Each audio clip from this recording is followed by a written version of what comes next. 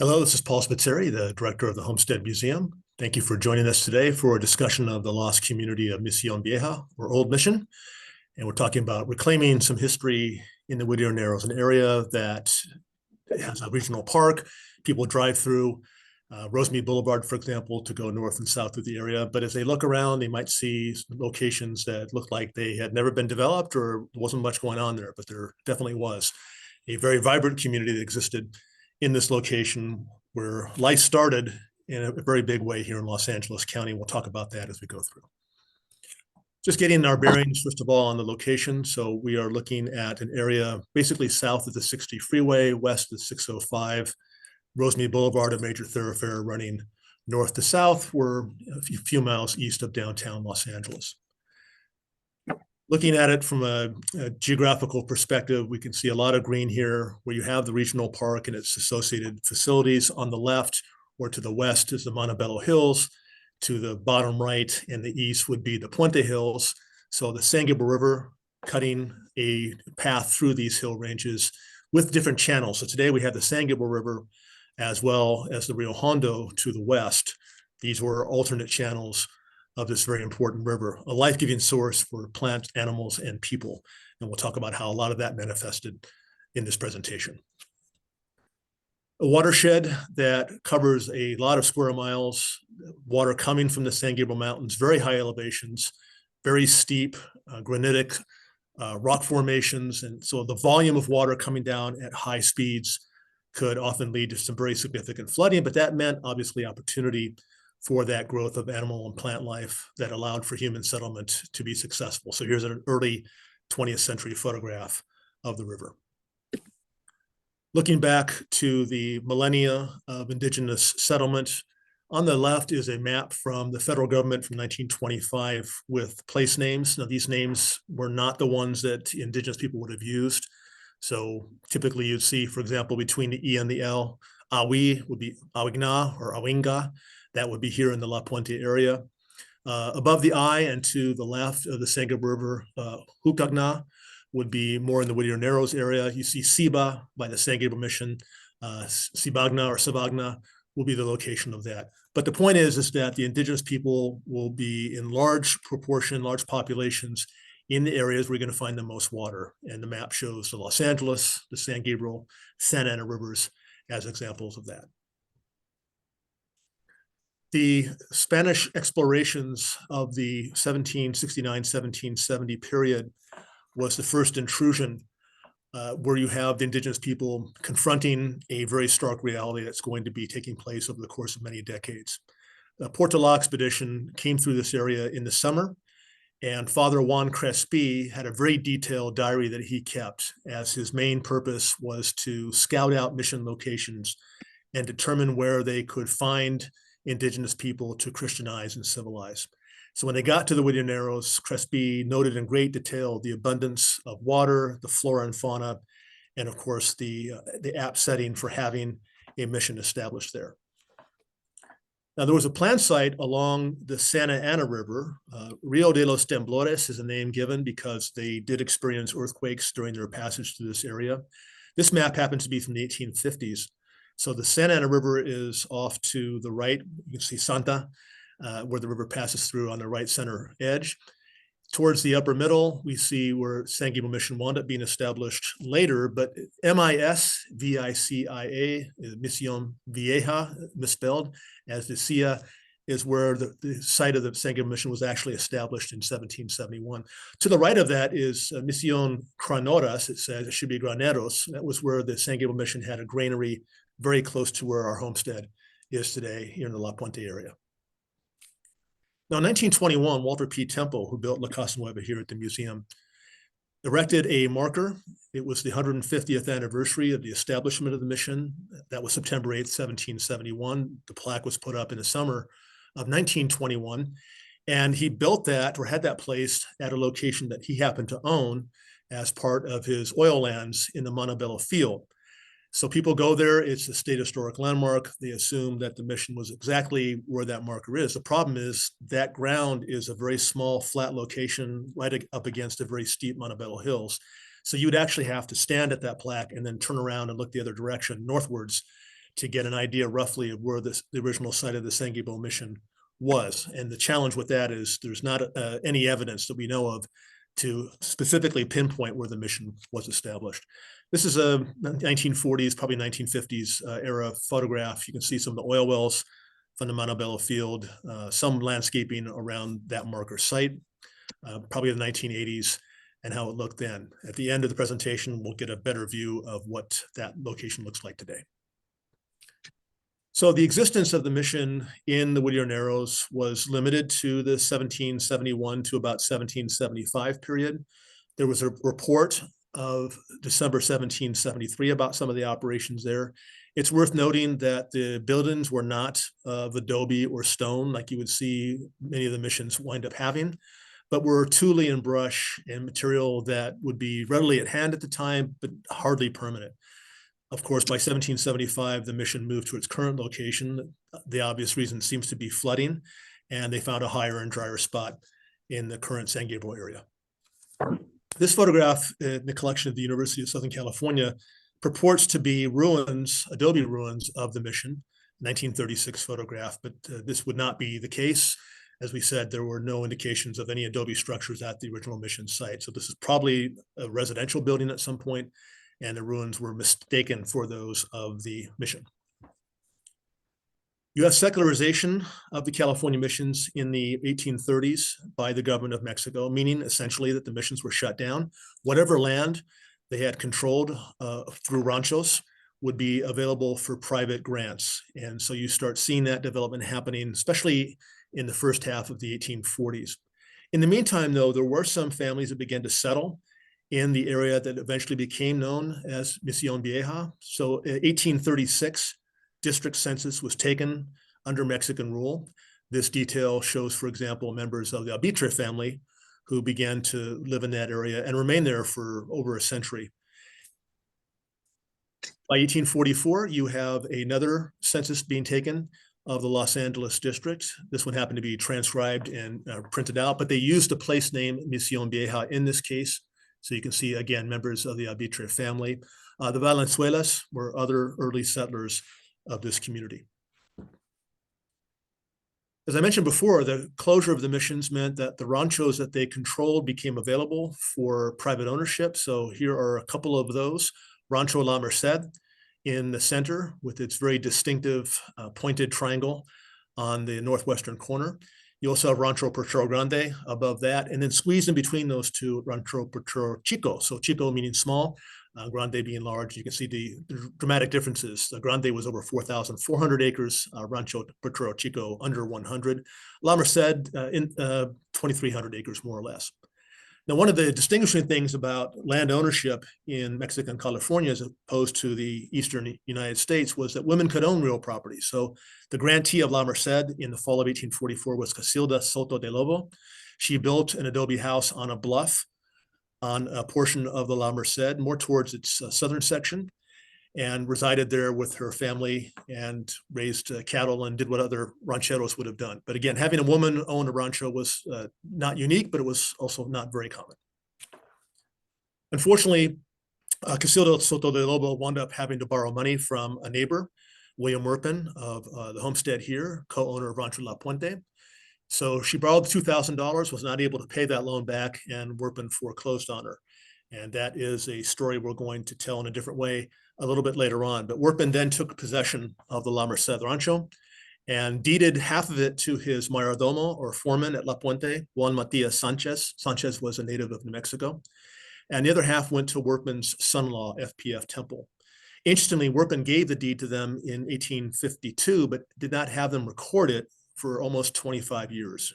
And I'll bring that up again a little bit later. This is a transcription by Thomas W. Temple II, a member of the Workman and Temple family, who was a genealogist and historian, and he found a document referring to this transaction between Workman and Casilda Soto de Lobo. The Lobos did remain in the Misión Vieja community until at least the 1860s. Some of them later moved to Pomona, so we were able to track some of that down. Here is a photograph of Antonia Margarita Workman and her husband, FPF Temple. They, having received half of the La Merced grant, moved to a property that would be east of today's Rio Hondo and west of the San Gabriel River. and established their home site there. Meanwhile, Sanchez moved into the Soto Adobe on the bluff, just a short distance southwest of the temples. This is his recorded enumeration in the 1860 census. He is listed as a ranchero with a pretty healthy amount of property and real estate, as well as personal effects, $16,000 worth. In his household, he has a servant, about 7 names down. It says Banancio. It's actually a Banancia Peña, who was a San Luis Rey Mission Indian. And she and her children were living in the Sanchez household. And there was a connection between Banancia, her husband, Joseph Davis, and their children, very tied to the Temple family for many, many years. Also, towards the bottom is Rafael Basi, shown here as Basa, B-A-S-A. He was a nephew of Sanchez, and Rafael Basi had a long history also at the Old Mission, which we'll talk about as we go through. Going back to the temples, this is part of their extensive home site. This will be south of Durfee Avenue, where it meets San Gabriel Boulevard, and east of Rosemead, not too far north of the Whittier Narrows Dam. Adobe house there, left of center, an L-shaped building, a water tower, extensive fencing, which took a considerable amount of capital to be able to do. And so the temples were the wealthiest of the people of Old Mission and lived at a level far beyond their neighbors for the most part. Another view of the temple adobe there at La Merced. In the foreground, employees possibly working with butchering. You can see a line there, possibly a clothesline, a ditch to bring water for household purposes. A nice illustration of life in mid-19th century greater Los Angeles. Now, many years later, the Workman and Temple family owned a bank in Los Angeles. They had initially had a partner, Isaiah Hellman, who became very successful and ran Wells Fargo, but there was a split.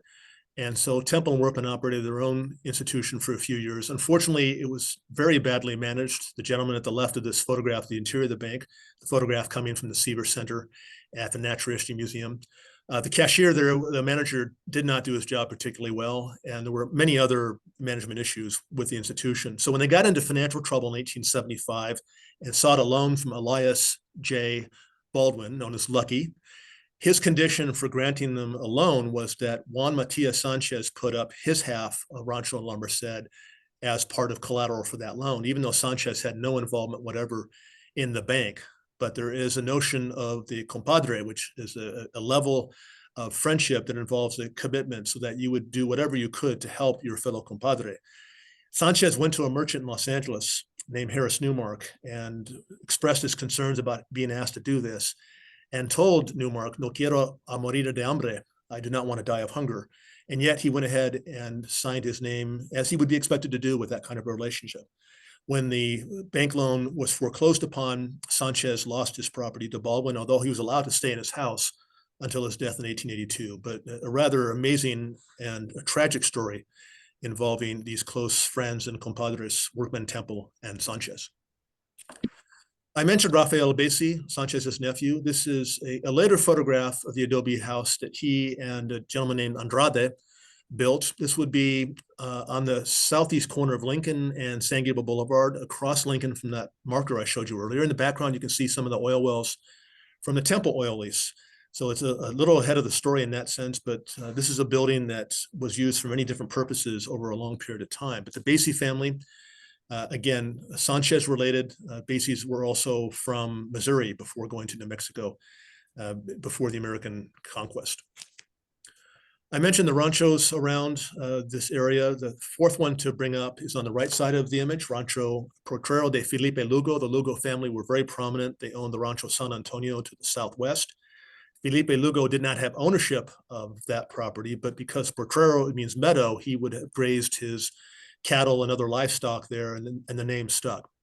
But some of these early families that had the land grants include Valenzuela and Albitre, with Rancho Potrero Chico,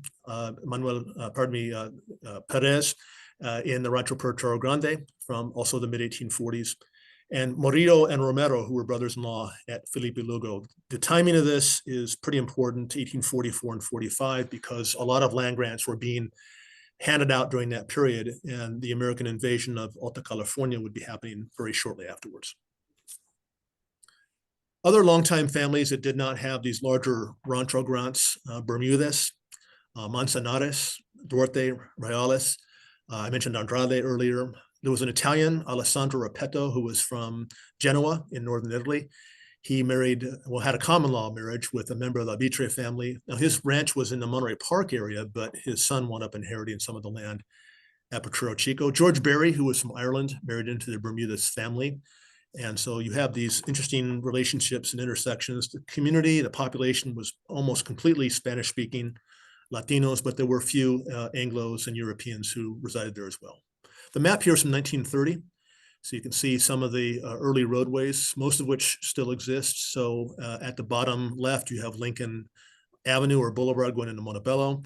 Towards the middle center, what became Rosemead Boulevard coming from the south and ending where Durfee and San Gabriel Boulevard meet just east of the Rio Hondo.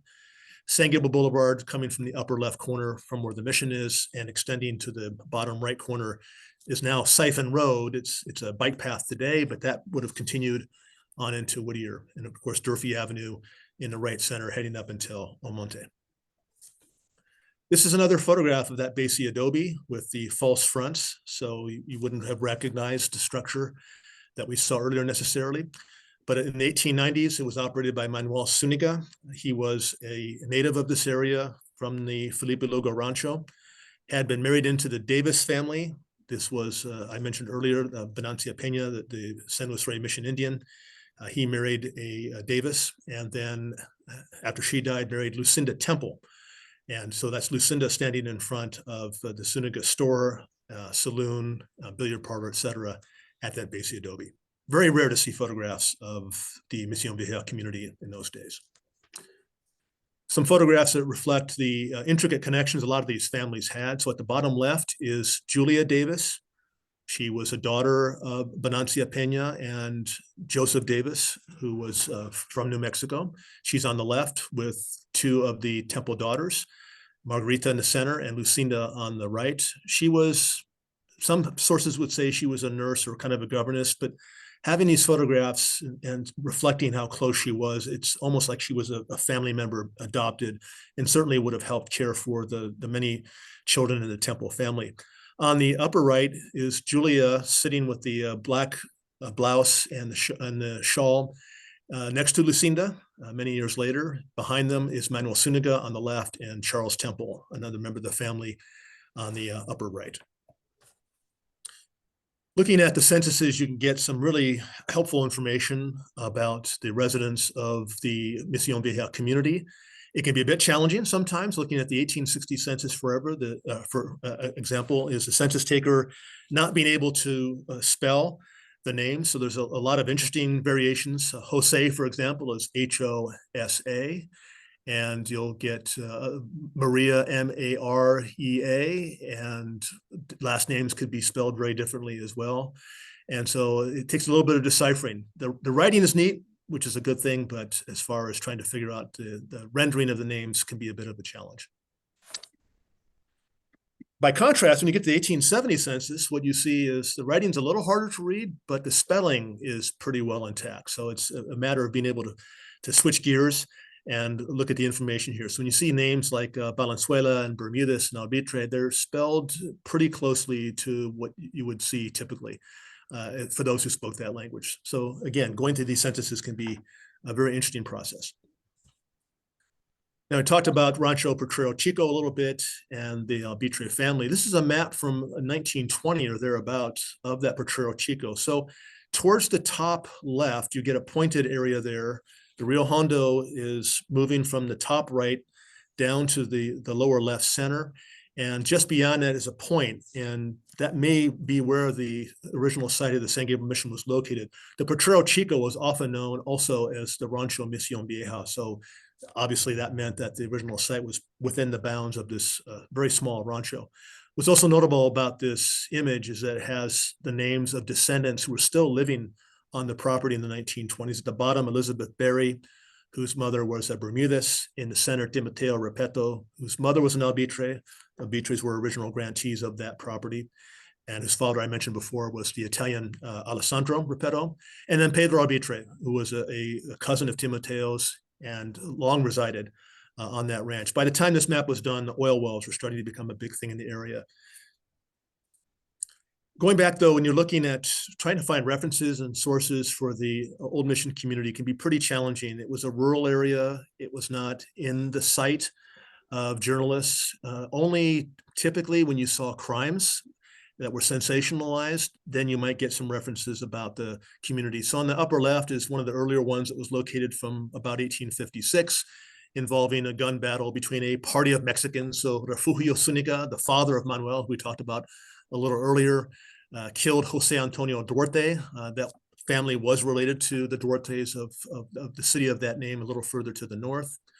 On the bottom right, there was an incident involving Jasper Smith, an Anglo, and some Sonorians. So whether that means natives of that part of Mexico or not is a little hard to know. But the way it's written, even very briefly, is the idea that there was a free fight in a dance house. But Smith is named, whereas those that were involved in this gun battle with him that he actually shot and killed were not named, which is really telling about how people are thought of and referred to in the press. Other examples, so a member of the Albitre family was arrested for a gun battle that he had with law enforcement officials. They did talk about how he had extraordinary coolness and daring during this. But again, these accounts really do not give us an idea of the overall community, just a very small portion of it in very isolated incidences. On the bottom right, another one, Feliz Gonzalez, a musician whose daughter, Laura, wound up marrying Walter Temple, was arrested for the shooting and killing of Tomas Albitre, or at least the assault, pardon me, with a deadly weapon. And so you get these incidents fairly frequently, but they're not representative of the community. And this even happened to the once prominent Temple family. Charles Temple, the youngest of the 8 surviving children of that family, got involved in several incidences with his in-laws. He was married to a young woman, Rafaela Dacey. She died very shortly after their marriage, so her brothers assumed that Charles had killed her. There's no evidence of that, but there were 2 separate battles between the Basie brothers and Charles Temple. One of them leading to was a duel, and there was some injuries. That is the one on the left. The one on the right was when Charles Temple actually killed a member of the Basie family, Tomas, and went through a lengthy trial from which he was acquitted. But then he shortly after left the area and went to Arizona. Maybe because the feud was not likely to go away.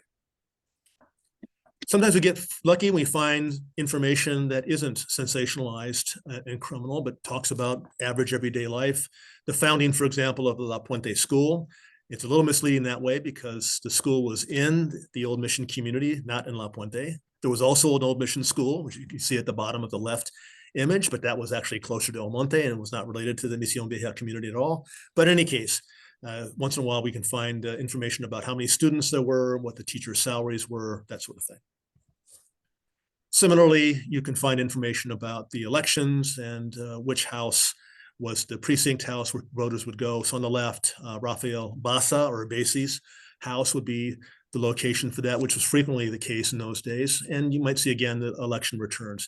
But these are little tidbits. There's not a complete story that we can glean from newspapers, unfortunately, because this community tended to be in the shadows again.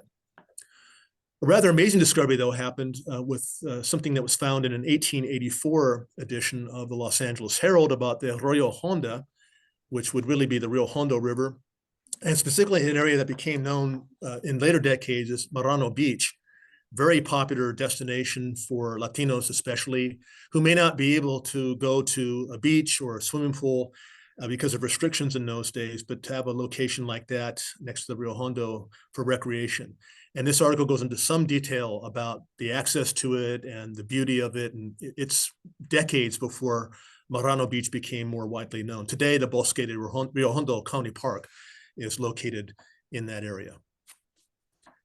Some change happening in the late 19th century in terms of the demographics. You have some early Italian settlers there with all the water going on. It could be something where an Italian might take over the old Temple flouring mill, for example, which does say at Puente. It was actually the Temple mill in the Old Mission community, but Gaetano Castino was one of the early Italian residents of the Whittier Narrows area. On the right, the very bottom, is the name Giovanni Piuma. Piuma was a winemaker, and there were quite a few Italian winemakers in the general Whittier Narrows area too, because the vineyards would tend to flourish with all the available water. At the top of that listing of those applying for licenses to sell alcohol was Manuel Zuniga and his saloon, which we showed a photograph of a little while before. Later on, we had the expansion of agriculture from ranching with cattle and horses and what have you to other types of use of the land. So in this case, the John Temple homestead on the Felipe Lugo Rancho. This location is now the Whittier Narrows Nature Center. So Durfee Avenue, running from towards the bottom left up to the top right. The school lot, which is about center, is where the La Puente School that I mentioned a moment ago was located. The Whittier Narrows Regional Park being above that. John Temple was one of the many Temple children. We saw his parents earlier, FPF Temple and Antonio Margarita Workman. He had a walnut ranch at that location for quite a while, about 130 acres. Another rare photograph from the Old Mission community. This was a donation by Bernard Manzanares, who lives in Fullerton now. And this was his family's house in the Misión Vieja community, almost directly north of the Basie Adobe and the San Gabriel Mission markers. So north side of San Gabriel Boulevard. And behind that house somewhere would have been the Old Mission location. That photograph was about the time you started to see a lot of change again happening with the discovery of oil. This took place in the Montebello Hills first. The Baldwin family had taken over most of the La Merced Rancho from that bank foreclosure I mentioned earlier back in the 1870s. Lucky Baldwin died in 1909, and his daughters then inherited the property. So Clara Stalker and Anita Baldwin, and they had a estate manager who sold a small portion of that property in 1912 to Walter P. Temple.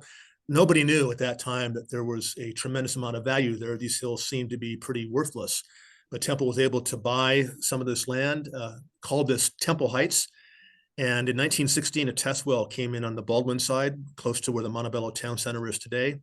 And then a short distance to the east, the first Temple oil well was brought in 1917. This is one of the Temple family wells that came about thereafter. So that obviously meant a huge amount of change for the Misión Vieja area. Leases were arranged by a number of oil companies with many families. Some benefited from this, some did not, depending on whether the wells came up successful or not. But here is a view of the Temple lease looking to the west, so the Montebello Hills in the background. On the right side, you have San Gabriel Boulevard, the older path of it, part of which you'll see a little bit later on. In the foreground to the left is the Basie Adobe, that same building we've seen a couple of times. And the Temple family resided in that until the oil wells came in and they moved onward. With the noise and the smells and the activity and all of that, families began to leave that community and move elsewhere. And so that was, again, a major shifting of what was happening in that community. Another view, not too far from what we just saw. So again, San Gabriel Boulevard on the bottom right corner, the Montebello Hills in the background. But from the 19-teens onwards, you had a very intensive development of oil in that community. A recently located photograph, this is taken from the base of the Montebello Hills looking eastward, different direction than the two we just saw. So you're looking towards the Puente Hills. In the foreground is Lincoln Avenue and a flivver there. Just behind that is Walter Temple's Old Mission fuel station. So that would be close to the Basie Adobe, again, southeast corner of San Gabriel Boulevard and Lincoln Avenue. And again, you see the forest of derricks there. In the teens, oil came in, but another big development during that time period was the increasing concern over flooding. Our region, of course, has a long history of very significant floods, very periodically in between longer periods of moderate rainfall or drought. But we had a major flood in 1861 and 62 that inundated that area. The Temple family, for example, had to build a raft very quickly to escape from their house. In the 1880s was another major one. 1914 and 1916 were the impetuses for the county to create a flood control plan and to try to develop a system for that. So it was a combination of flood control and also water conservation through reservoirs. And some initial progress is made through the 1920s from the county end. Obviously, with all this water rushing through the Narrows, through the San Gabriel River and then the Rio Hondo, that was a split also. The San Gabriel River was created in its current channel in the 1860s during another flood period, and then the Rio Hondo remained as the older channel.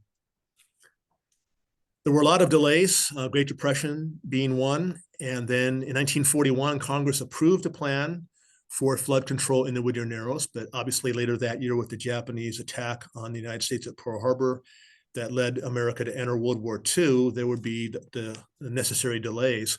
After the war was over, at the end of the 1940s, Congress appropriated funding for that work. And in 1957, the Whittier Narrows Dam was completed. By that time, there had been so much change. You saw a few agricultural uses like a dairy shown here.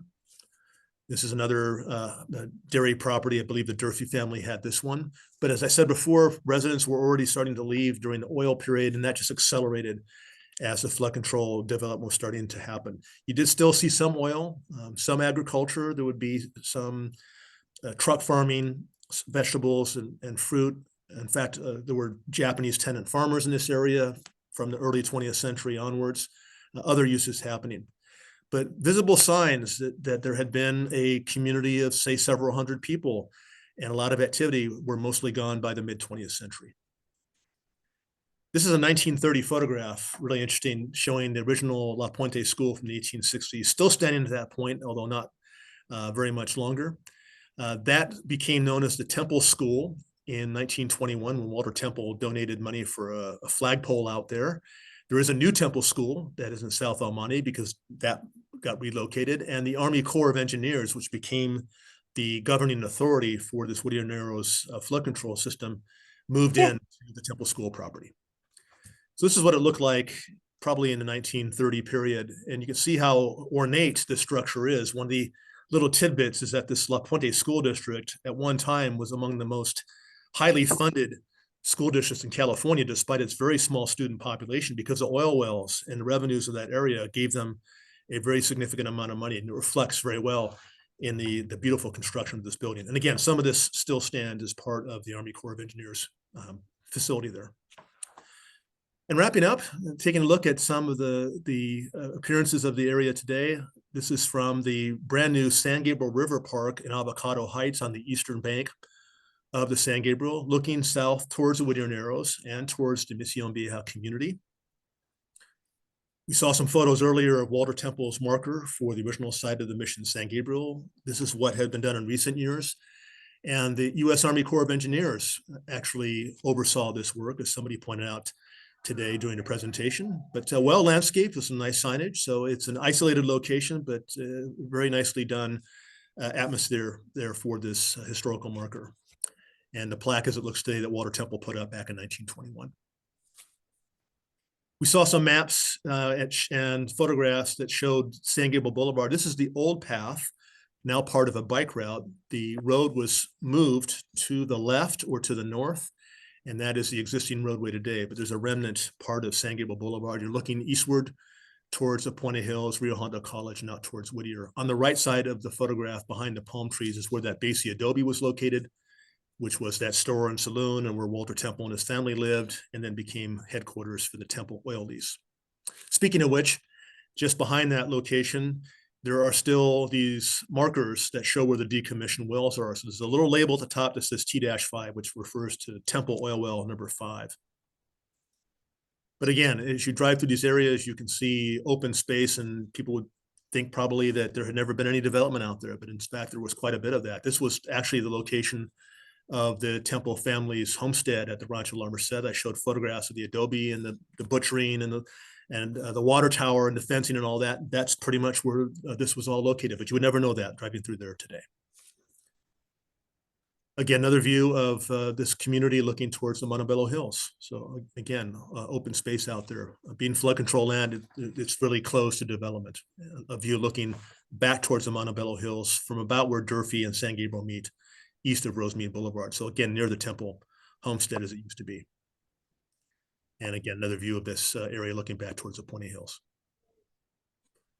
Montebello Hill site. So there have been oil wells there for over a century. There are still a couple that are pumping, but they are increasingly developing this area. A lot of housing slated for this. So there'll continue to be dramatic transformational change for this region. This is the old extension of San Gabriel Boulevard from Durfee, heading out towards the San Gabriel River, now a bike path, but formerly known as Siphon Road. We had visitors here today from the Estrada family. Their farm and ranch was located just to the left, where those power poles and trees are located. So we have people descended from these families that are still very much around, still very much care for their history. So hopefully this has given you a good overview of some of the lost community of Mission Vieja, or Old Mission, over a lengthy period of time. And in some small way, we hope that there's a bit of reclaiming of this history as well. We thank you for joining us, and be sure to check with us about our programming, homesteadmuseum.org. We have active social media on Instagram and Facebook, as well as almost daily posting on the Homestead Museum blog. So again, thank you for joining us.